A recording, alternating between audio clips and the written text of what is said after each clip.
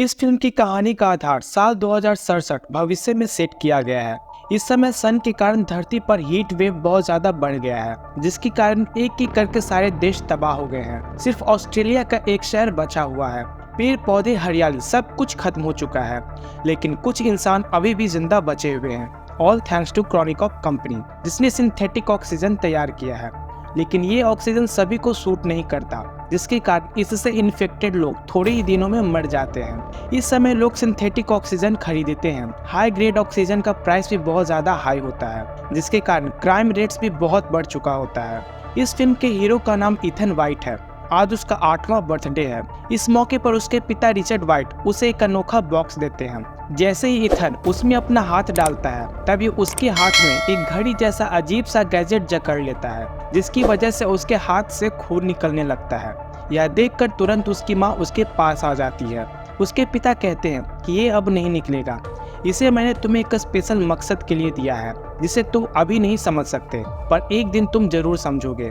और यह कहकर वह वहां से चले जाते हैं। इसके बाद वह इथन को फोन करके कहते हैं कि तुम्हें अपनी माँ के साथ चलकर मेरे पास आना होगा। जब इथन अपनी माँ के साथ सड़क पर जा रहा होता है, तभी वहां पर एक आदमी उसकी माँ को गोली मार देता है और इथन और उसकी माँ का सिंथेटिक ऑक्सीजन वाला मास्क चुराकर भाग जाता है। वह मदद के लिए अपने पापा को आवाज लगाने लगता है। तभी वहां जूड नाम का एक लड़का आ जाता है और वह उसे अपना वाला मास्क देकर उसकी जान बचा लेता है। नेक्स्ट सीन में हमें इथन और जूड को दिखाया जाता है। दोनों क्रॉनिकॉप कंपनी में एज मैकेनिक की तरह काम करते हैं। वहां पर एक प्रॉब्लम आ जाती है। 90 सेकेंड में न्यूक्लियर सिस्टम ओवरलोड होने वाला होता है, जिसके कारण पूरा शहर अंधेरे में डूब जाएगा। इथन इन सब चीजों को ठीक करने के कामों में माहिर होता है और वह न्यूक्लियर सिस्टम को ब्लास्ट होने से बचा लेता है। घर पर इथन न्यूज देख रहा होता है, जिसमें आज के हुए एक और सुसाइड के बारे में बताया जा रहा होता है। जैसे ही न्यूज में उसके पिता का जिक्र आता है, वह तुरंत टीवी को बंद कर देता है। अब वहाँ पर उसकी वाइफ जैंथी आ जाती है। उसकी वाइफ को सिंथेटिक ऑक्सीजन सूट नहीं करता है, इसीलिए इथन उसके लिए ज्यादा से ज्यादा कड़ी मेहनत करके हाई क्वालिटी लेवल वाला O2 खरीदना चाहता है, ताकि वह उसे बचा सके।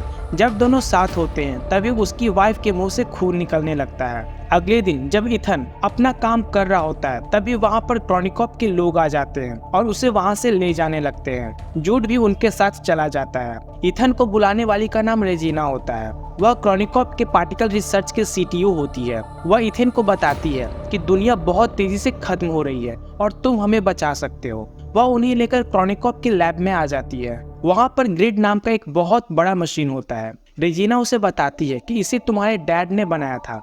यह एक टाइम मशीन होता है। क्रॉनिकॉप के साइंटिस्ट को 407 साल आगे भविष्य से एक संदेश मिला होता है। जब वे उसे डिकोड करते हैं, तो पाते हैं कि उसमें लिखा है सेंड इथन वाइट। यह जानकर इथन शॉक हो जाता है। यह संदेश 407 साल आगे से आया है। इसका मतलब भविष्य में इंसान का वजूद होगा। उन्होंने शायद O2 सिकनेस का इलाज ढूंढ लिया है और वह इलाज हम तक पहुंचाना चाहते हैं। इथन पूछता है कि उन्होंने मुझे ही क्यों बुलाया। रेजिना कहती है कि इसका जवाब मेरे पास भी नहीं है। हम सिर्फ एक बारी किसी को भेज सकते हैं, पर एक प्रॉब्लम है कि हम तुम्हें वापस नहीं ला सकते। यह सुनकर इथन घबरा जाता है। रेजिना कहती है कि तुम्हें वहां जाकर उन्हें ढूंढना होगा जिसने यह मैसेज भेजा है। वह तुम्हें O2 सिकनेस का इलाज बता सकते हैं और हो सकता है कि वे तुम्हें वापस भी भेज दें। इथन जूड से कहता है कि मैं अपने पापा जैसा नहीं बनूंगा, जो अपने बच्चे और बीवी को छोड़कर चले गए। मैं अपनी बीमार बीवी को छोड़कर कहीं नहीं जाऊंगा। घर आकर वह सारी बातें अपनी वाइफ को बताता है। उसकी वाइफ यह जानकर बहुत खुश होती है, लेकिन इथन उसे कहता है कि वह उसे छोड़कर नहीं जाएगा। यह जानकर उसकी वाइफ उससे कहती है कि तुम इतने स्वार्थी कैसे हो सकते हो, तुम सिर्फ अपने बारे में सोच रहे हो। इथन कहता है कि हमें हाई ग्रेड O2 खरीदने के लिए बस थोड़े ही पैसे चाहिए, जिससे तुम्हारे सिम्टम्स कम हो जाएंगे। वह कहती है कि मेरे अपने क्लास में मैंने 3 बच्चों को आंखों के सामने दम घुटते हुए देखा है। मैं चाहती हूँ कि तुम जाओ, लेकिन इथन को उसकी बहुत चिंता होती है। जैंथी कहती है कि मुझे कुछ नहीं होगा, मुझे यकीन है कि तुम वापस जरूर आओगे। इथन उस गैजेट को अपने हाथ से निकालने की बहुत कोशिश करता है, पर वह नहीं निकलता। साथ ही उसे अपने बचपन का वो खौफनाक दिन याद आ रहा होता है, जब उसकी माँ का डेथ हुआ था। वह दिन अब आ गया होता है जब इथन को भविष्य में जाना है। वह अपनी वाइफ के पास एक मेटल का बना हुआ फूल रख देता है, जिस पर उसने लिखा होता है I will find my way back to you. Since इस समय धरती से पेड़ पौधे खत्म हो चुके हैं, इसीलिए इथन मेटल का फूल बनाकर देता है। इथन भारी मन के साथ वहां से चला जाता है। उसकी वाइफ जागी हुई होती है। वह बस सोने का नाटक कर रही थी। वह भी डीप इनसाइड नहीं चाहती थी कि इथन उससे दूर हो, पर उसने अपने ऊपर ह्यूमैनिटी को रखा। इथन अब क्रॉनिकॉप के लैब में आ जाता है। वह रेजिना से कहता है कि मैं तभी जाऊंगा जब तुम मुझे प्रॉमिस करोगी कि अगर मुझे इलाज का एक भी डोज मिलता है तो मैं उसे अपनी वाइफ जैंथी को दूंगा। इस बात के लिए रेजिना मान जाती है। रेजिना का साइंटिस्ट बिली उसे 2 स्पेस सूट दिखाता है, जिसमें से एक इनकम्प्लीट होता है। रेजिना उसे बताती है कि अभी हम क्रॉनिकॉप को भविष्य से जोड़ नहीं पा रहे हैं, इसलिए हमें तुम्हें यहाँ से ढकेलना होगा, जिसकी वजह से शायद तुम किसी माउंटेन या ओशियन में लैंड कर सकते हो।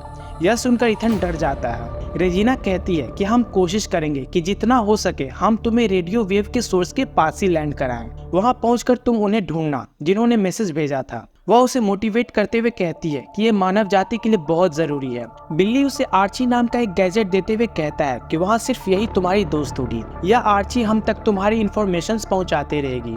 इथन अपने दोस्त जूड को जैंथी का ख्याल रखने के लिए कहता है। साइंटिस्ट मशीन ऑन कर देते हैं। अब काउंटडाउन शुरू हो जाता है। इथन अब टाइम ट्रेवल करने लगता है। उसे एक ब्लैक कलर का क्लाउड अपनी तरफ खींचने लगता है। इथन जंगल में लैंड कर जाता है। जब उसे होश आता है तो पाता है कि उसके सूट में आग लग गया है। वह उसे बुझाने की कोशिश करता है पर वह नहीं बुझता, इसलिए इथन उसे उतार कर दूर चला जाता है। थोड़ी देर में सूट ब्लास्ट कर जाता है, जिसके धमाके के फोर्स से इथन दूर फेंका जाता है। वह गहरी सांसें लेकर अपने आप को स्टेबलाइज करने लगता है। उसकी नज़र अब वहाँ के हरियाली पर जाती है।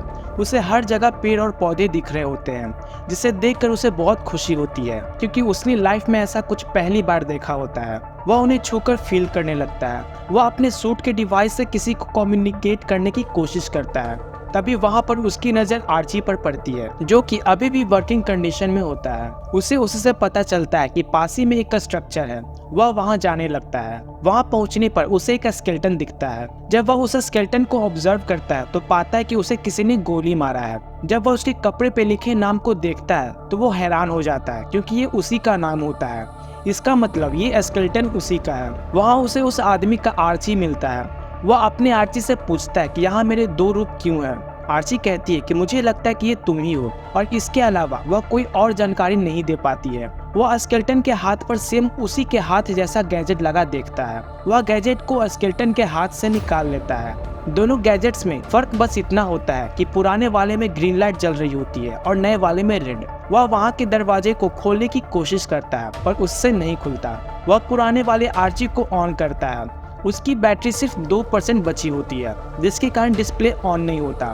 इथन लास्ट रिकॉर्डिंग ऑन करके सुनने लगता है। उसमें उसके साथ एक और आदमी भी होता है। उसे दूसरे आदमी की आवाज़ जानी पहचानी लग रही होती है। वह आदमी इथन को शूट कर देता है। इसके बाद आर्ची की बैटरी खत्म हो जाने के कारण उसे और कुछ पता नहीं चल पाता। वह पाता है कि पुराने आर्ची में कॉपर के वायर लपेटे हुए हैं, इसलिए वह नए वाले में भी कॉपर वायर लपेट देता है, जिसकी वजह से आर्ची को सिग्नल मिल जाता है। आर्ची उसे एक जगह लेकर जाती है जहाँ बस बेकार पड़े मशीन्स होते हैं। वहाँ उसे कोई भी आदमी नहीं मिलता। रात को आर्ची की मदद से वह आग जला लेता है। आग जलाने के बाद वह बेरीज खाता है। वह बेरीज उसे कड़वा लगता है। वह अब आसमान की ओर देखता है। आसमान तारों से भरा होता है। तभी मौसम खराब हो जाता है, साथ ही इथन की तबीयत भी। जो बेरीज उसने खाया था वह जहरीला था। तभी आसमान से एक चमकीली चीज जमीन पर लैंड करती है। इथन देखता है कि उसकी तरफ कोई तेजी से आ रहा है। वह डर के मारे वहां से भागने लगता है। वह आदमी इथन के बॉडी में कुछ इंजेक्ट कर देता है। जब इथन को होश आता है तो वह फिर से भागने लगता है, पर तभी उसे पता चलता है कि ये उसका दोस्त जूड है। जूड उसे बताता है कि हमें पता चल गया था कि तुम्हारी जान खतरे में है, इसलिए मैं यहाँ तुम्हारे लिए आ गया। इथन उसे स्केलेटन के बारे में बताता है। जूड उसे कहता है कि ये तुम नहीं हो, तुम ज्यादा मत सोचो। अब वे दोनों उस आदमी को ढूंढने लगते हैं जिसने इथन को यहाँ पर बुलाया था। वे आर्ची की डायरेक्शंस को फॉलो करते करते इमरजेंसी बेकॉन के पास पहुँच जाते हैं। इथन आगे जाता है पर जूड वहीं रुक जाता है नजर रखने के लिए। तभी एक मशीन इथन को स्कैन करता है, जिसके बाद गेट खुल जाता है। वे उस स्ट्रक्चर के अंदर चले जाते हैं। वह गेट अब बंद हो जाता है। इथन को एक कंप्यूटर के स्क्रीन पर वेलकम इथन वाइट लिखा हुआ मिलता है। उस पर एक मैसेज भी टाइप होता है, press enter to activate. Ethan enter press कर देता है, जिसके बाद इथन के हाथ पर लगे गैजेट के कारण उसके हाथ से खून निकलने लगता है। गैजेट के लाइट का कलर भी रेड से चेंज होकर ग्रीन हो जाता है। जूड डर के कारण गन निकाल लेता है। इसके बाद वहाँ की लाइट ऑन हो जाती है। वो पाते हैं कि वे क्रॉनिकॉप के लैब के अंदर हैं। और वहाँ पर वह मशीन भी मौजूद होता है जिसके मदद से वे टाइम ट्रेवल करके यहाँ पर आए हैं। मशीन एक्टिवेट होने के बाद 2067 AD के लिए पोर्टल एक्टिवेशन में 4 घंटे होते हैं। अब ईथन को लगता है कि ये ठीक वैसा ही हो रहा है जैसा पहले उस स्केलेटन के साथ हुआ था। उसे कुछ भी समझ नहीं आ रहा होता है, इसलिए वह उस मशीन से क्रॉनिकॉप के डेटा बैकअप को दिखाने के लिए कहता है। अब उसके सामने उसके पिता की होलोग्राम इमेज आ जाती है। वह बताते हैं कि हमने एक खोज की है जिसकी मदद से हम रेडियो वेव्स और मैटर को एक समय से दूसरे समय में भेज सकते हैं। ग्रिड नाम का टाइम मशीन उन्होंने ही बनाया होता है जिसकी मदद से ईथन 2447 AD में टाइम ट्रेवल करके आया है। उनकी कोशिश कामयाब हो जाती है। उन्हें साल 2474 से एक मैसेज मिलता है। उस मैसेज को डिकोड करने पे पता चलता है कि कोई उनके बेटे ईथन वाइट को बुला रहा है, जिसे देखकर सारे लोग शॉक्ड रह जाते हैं। इसका मतलब दूसरी तरफ जरूर कोई इंसान है। बिली बताता है कि हम और मैटर टेस्ट नहीं कर सकते हैं क्योंकि दूसरी तरफ 2474 में पावर में प्रॉब्लम आ गया है। तभी न्यूक्लियर कोर का पावर फेल हो जाता है। आर्ची से ईथन को पता चलता है कि कोर फ्यूजन पावर में खराबी आ गई है, जिसकी वजह से ये पोर्टल 2067 तक मैसेज नहीं पहुंचा पाएगा। उन्हें पता चलता है कि इसे ठीक नहीं किया गया तो एक न्यूक्लियर धमाका हो जाएगा।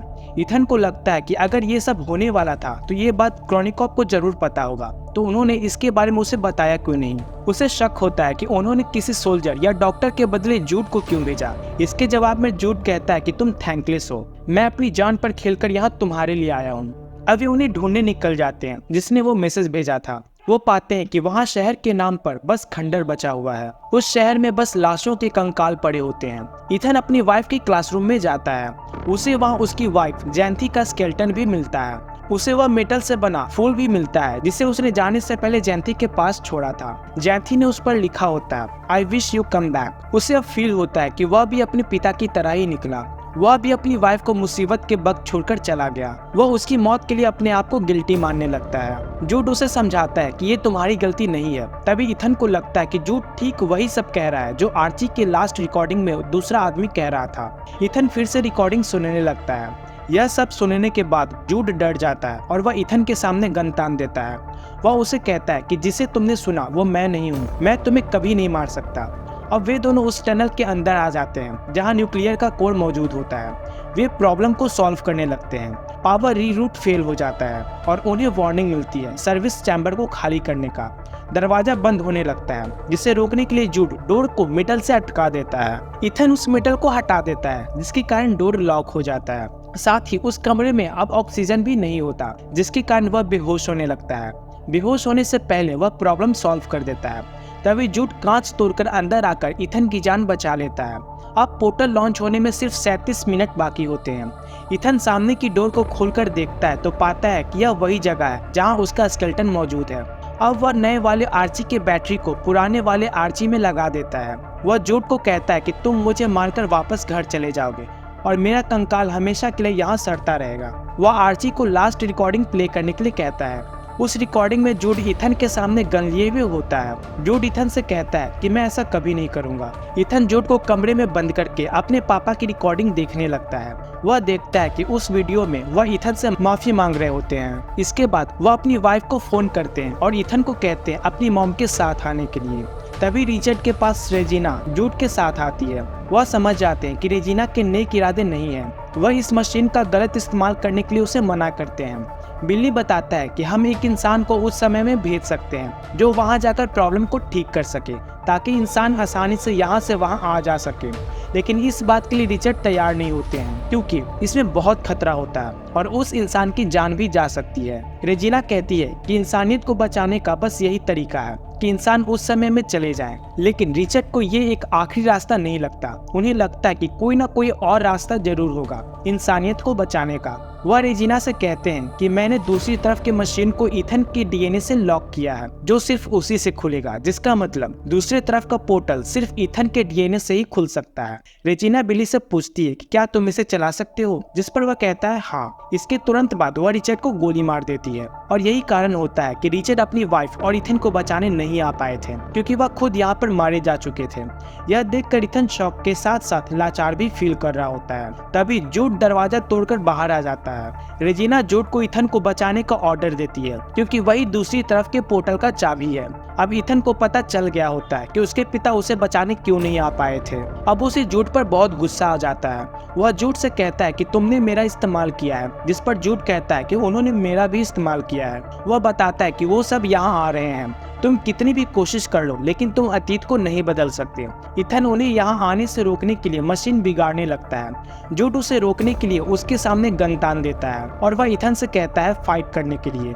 जूड कहीं न कहीं इथन से बड़े भाई की तरह प्यार करता है, इसीलिए वह अपने आप को प्रूफ करने के लिए खुद को गोली मार लेता है। इधर 2067 में लोगों को टाइम ट्रेवल कराने के लिए तैयार किया जा रहा होता है। इथन अपने पापा के टाइम में मैसेज भेजता है, send Ethan white. Portal open हो गया होता है। रेजिना अपने आदमी को ऑर्डर देती है वहां जाकर इथन को मारने का। तभी कनेक्शन टूट जाता है और मशीन में पेड़ पौधे के सैंपल्स आ जाते हैं जिसे इथन ने भेजा होता है ताकि एक बार फिर से ह्यूमैनिटी पहले की तरह अस्तित्व में आ जाए। यह देखकर रेजिना को बहुत गुस्सा आता है। इथन सैंपल्स के साथ उसके पापा के मर्डर वाला वीडियो भी भेजता है और साथ ही जैंथी के लिए एक बॉक्स में गिफ्ट भी।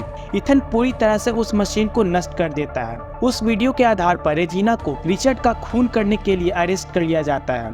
इथन ने उस बॉक्स में एक असली का फूल भेजा होता है जिसे देखकर जैंथी की आंखों में आंसू आ जाते हैं।